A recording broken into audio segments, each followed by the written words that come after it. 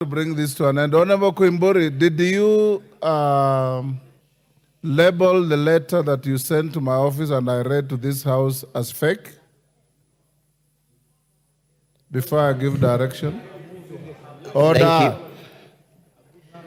Thank you, Honorable Speaker.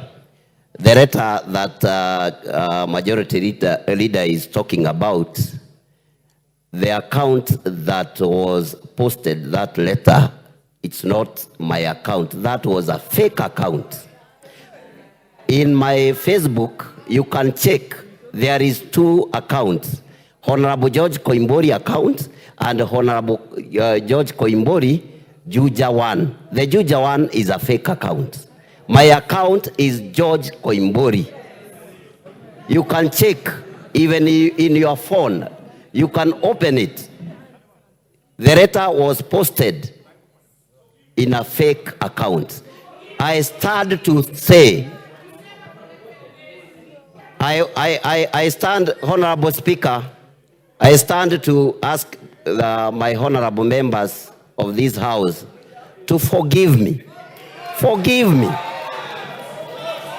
I will never repeat it again, honorable members. Just forgive me because I had hearsay. Prevent me, Honorable Speaker, honorable please. Members.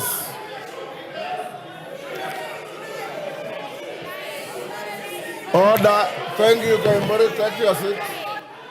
Order. Order. Honorable Koimburi, finish. Thank you, Honorable Speaker.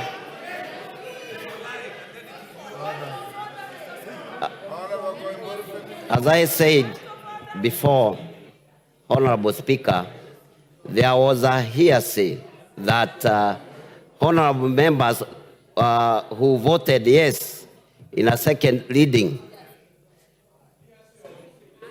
were bribed with the 2 million. Honorable Speaker, I'm here to apologize to our honorable members. Thank you. Order, honorable members. Order.